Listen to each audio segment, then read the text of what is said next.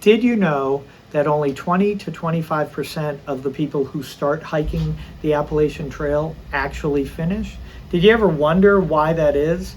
Well, I know that there are several reasons why people stop hiking the AT.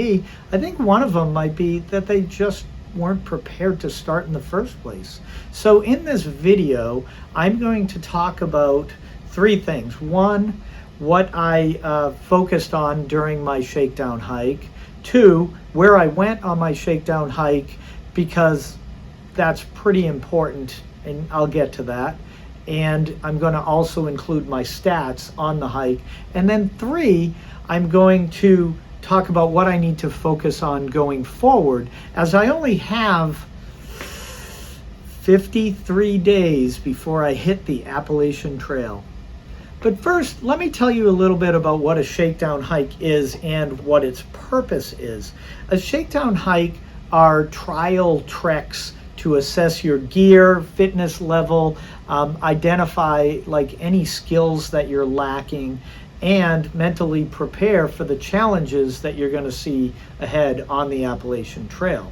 It's a fine way to get rid of any of the excess gear that you might be carrying, or excess weight if you've got enough time, or to just practice some of the skills that you're going to need when you're out on the trail. So keep this in mind as you watch this video. The beauty of New Hampshire is that the terrain is wildly varied. You can be walking flat on a beach. Well, I guess there's a little canter or camber to the beach. You can go rolling hills. You can walk on a path that's flat. And then you can go up to the White Mountains. And the White Mountains are some of the most rugged terrain in the east. And it would stand to reason that this is going to be the most difficult part of the Appalachian Trail. However, the Belknap Range, or the Lakes region with the Belknap Range, have kind of a smaller version of the White Mountains. Much lower peaks, rolling terrain, kind of short steeps, short up and downs. And like I had alluded to earlier, this area is what I kind of expect to see when I get out to at least the northern Georgia section. And I understand that, I'm going to be hitting up over 6,000 feet through North Carolina, Tennessee for, several days, if not a couple weeks, I believe. But you guys can correct me if I'm wrong, because I haven't been there yet. So anyhow, so this is why I continue to choose the Lakes region, partly because it's close to my house. I'm only, say, 45 minutes away, but partly because they're kind of easier rolling hills, some steep ups, etc., smaller hills. And this replicates what I'm going to be doing down south. So with all that said, I chose to do a 9.5 mile hike. Like I said, it was the Belknap Range, which is the southwest side of the Lake Winnipesaukee. And it was an easy choice because, again, it was local, therefore more hiking time than driving time. I also didn't want too much vertical, but I wanted enough vertical to challenge my legs.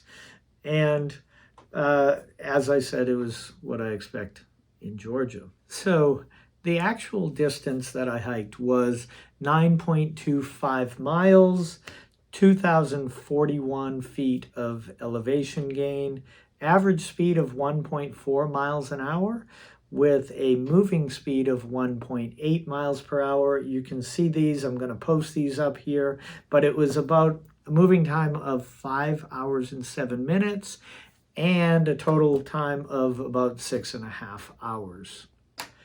And my third point is, what do I need to focus on going forward? So let's recap for a minute.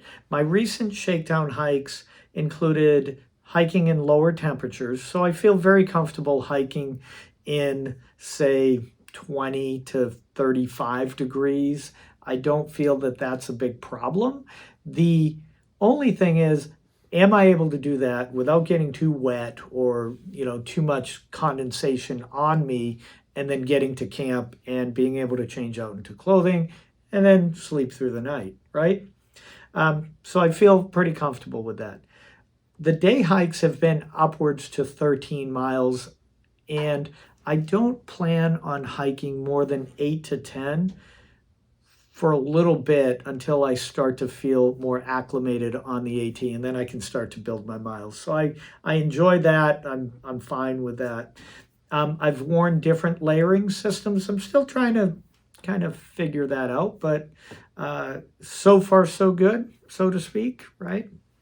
I've eaten the appropriate amount of food, meaning on the carnivore diet, as you know, I am trying to eat about 1,000 calories while I'm hiking, and that seemed to do well with my 8 to 10 mile hike. And I get it, I can go up or down from there, but I also feel very comfortable that from the start of the hike to the end of the hike, if it's 8 to 10 miles of roughly 2 to 2,500 feet of elevation, I'm able to do it. What that will look like on the Appalachian Trail day in and day out, I don't know yet, but at least it gives me a starting point. And with that said, my other focus is back-to-back hikes. I haven't gone on too many back-to-back hikes, so I need to do that. I also need to put my footwear on my feet. Yes, I need to wear footwear that I'm going to hike on the trail with, and do that with a full or nearly full pack.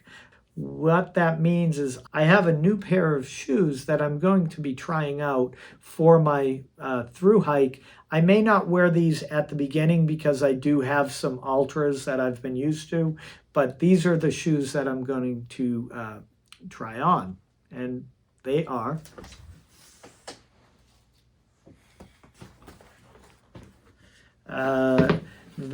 the Topo Terraventure, I believe. I'm going to put a picture up here and kind of give you the lowdown on what these are. And at first glance, they look good. I haven't taken them out on a hike yet, so that's going to be probably this weekend, as long as it's not too muddy on the trail.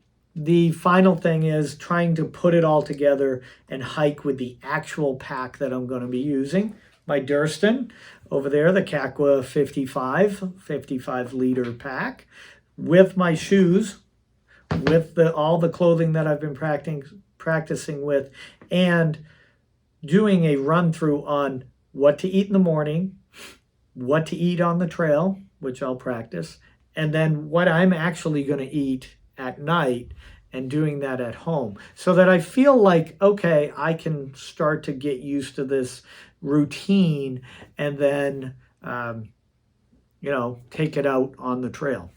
But all this shakedown hike and all this prep for the Appalachian Trail, it reminds me of a couple most recent videos that I did. I put out one on the gear, my Appalachian Trail gear and gear list, so you might want to check that one out. I also have put out 2 other shakedown hikes, so I think those would be fun to watch, because you might be able to see a little bit of the progression of where I was to where I am now, and how close I am to actually getting out on the trail. And as always, if you haven't already subscribed to my channel, like it, and share this with anybody else who you know is going to hike the Appalachian Trail.